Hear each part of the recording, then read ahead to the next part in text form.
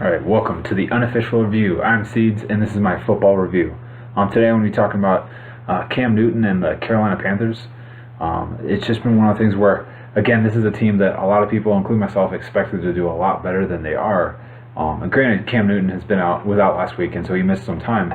But really, it doesn't explain the whole why they're 1-4, because 3 of those losses were on Cam Newton. So again, that's one of the things that I want to address. Some of it I think is out of their control, and that's one thing is I want to bring to light. And the other thing is I do think it is kind of in-house problem. So first one I want to address is that I know there's been some speculation on how the rules are being implemented with how Cam Newton's been roughed around a lot. He's getting hit in the head, and calls aren't being called, and that's one of the things that the refs have identified is that they're not going to call certain calls his way because of what he's capable of doing. And that's one of the things that I've identified with past rule changes or changes in their implementation to certain players, where it's only scrutinizing a certain demographic. And again, this is where I would bring up to me, I think that the NFL is kind of being a hindrance to younger, up-and-coming quarterbacks. If you look at least out of the traditional sense, again, you look at Cam Newton, and a lot of people talked about how he was able to do things that not a lot of quarterbacks can do. And again, you see this rule change or this rule implementation change where they're not calling calls where, as people have discussed, if that was Tom Brady, if that was Peyton Manning, if that was Drew Brees, if that was Aaron Rodgers, these flags have been flying much sooner, let alone altogether, whereas in some calls have just been completely ignored, with him getting hit in the head. And people are asking, why? Why is that different? Just because he's capable of doing things that that other people aren't necessarily. Why should he be discriminated against just because they're not mobile? That's one of the things that I said back when they changed the read option rule. Was that there's a few players that, including Cam Newton, that play the read option rule, and or not play the read option, but play the read option. And suddenly you see this rule that makes it so these players can get hit even if they don't have the ball.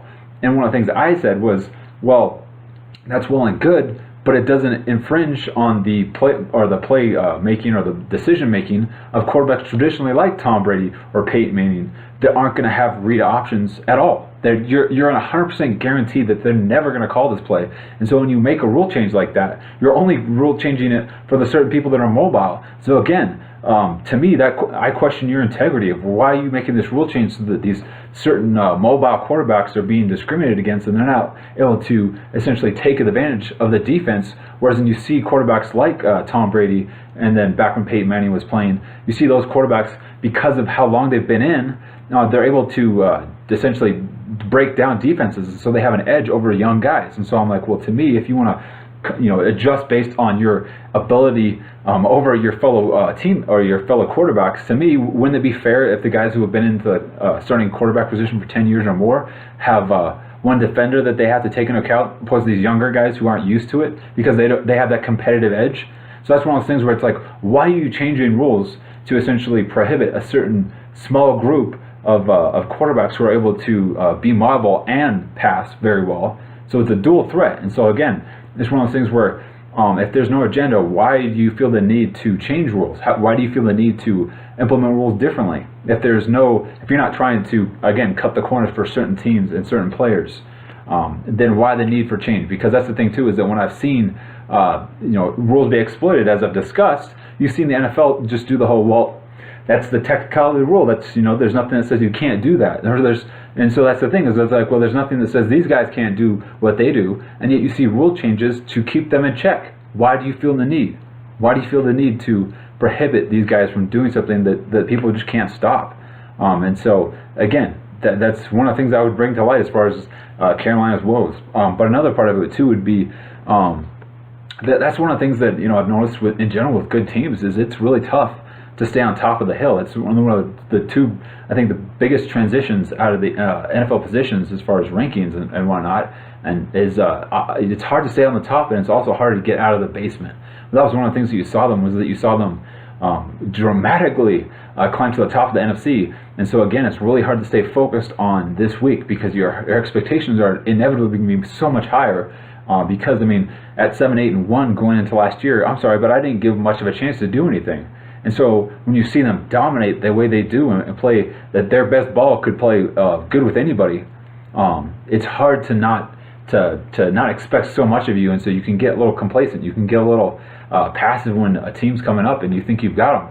And again, I think that some of those losses, again, have just been them not focusing on what they needed to do.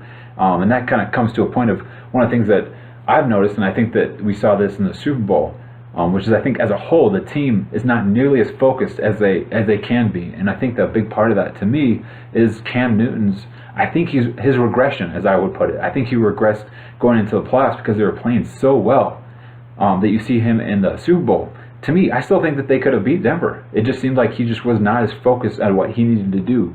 I just remember him last year when he went into Seattle and came back so dominantly and confidently. He wasn't doing as much of his showboating. He was just focused on what he needed to do. He was focused on that game.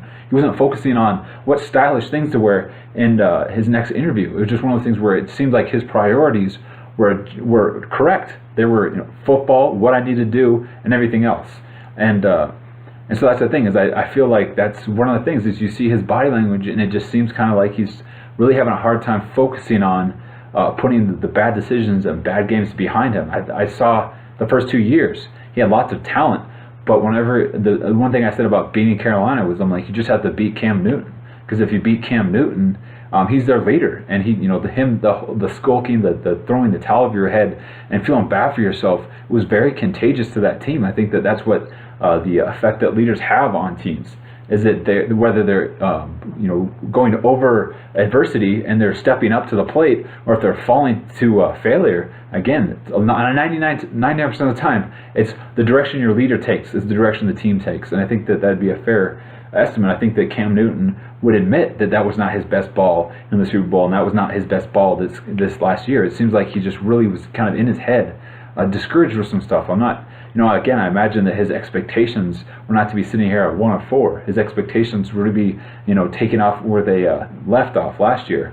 But again, that's one of the things that we've seen, just based on some of the younger teams stepping up, and then I guess the traditional teams that were doing well, like Carolina and the Cardinals, and even a few other teams. You've seen them struggle. Even the Packers, you've seen them just struggle, whereas in these other teams that no one necessarily was expecting to do anything are doing a little better than we expected. And that comes to it too, is again, like I said before, it's like your expectations. No one was expecting Carolina to do well last year, and they rocked it out. And again, so everyone's gunning for you now because they all know that you're a top dog. So again, it's a whole new ballpark. It's a whole new set of expectations that you have to stay grounded. And so that's one of the things I would tell Carolina is you're at 1-4. So realistically, you probably have to, you only can lose one, maybe two to get a playoff spot. But you really don't want to focus on the expectations of you rocked it out last year, you went to the Super Bowl, you just need to take that next step and win. You don't want to focus on that at 1-4, what are the chances? You just need to focus on this coming week. You need to focus on getting a few wins. You need to focus on, like I said, that expectation of, hey, let's not get too hard on ourselves, but let's look at a point where our expectations can be realistic, but also be a goal, something to look forward to. So let's not think of, we're not going to make it, and we're not going to go to the Super Bowl, we're not going to meet our expectations, and just sit with that, we're not going to meet our expectations. Then have a new set of expectations, because if you're not constantly adjusting to how the season's going, you're never going to be in the mindset you need to be. You're never going to be mentally where you need to be at 1-4. You're not going to be mentally where you need to be at 3-4. You need to be where you're at, not where you want to be. So that's kind of my speech to Carolina and Cam Newton, is just kind of focus on where you're at and where you want to be, and just set realistic goals. And again, just make the best of the situation, because I think the talent is completely there. They just need to stop. Stop making mistakes because they're not doing as well as they should. It's one of those things where they're clearly missing Josh Norman, and that's one of those things too. What I need to bring up is that defense, I think, just needs a dominant defensive back to step up and be the guy that just kind of at least corners off half the field. That's one of the things that I think that we're seeing, is that having at least one really good DB to shut down part of the field is necessary. But that's the thing. I think that Cam Newton and that offense can fight with the best of them. But that's one of those things that they need to start going, and they need to just start focusing on here and now and the circumstances. And they need to focus on the game. Don't focus on the cool, stylish things you might be wearing after the game. It's just one of those things where really, let's focus on what really matters, right? Football. All right. We'll be right back at it.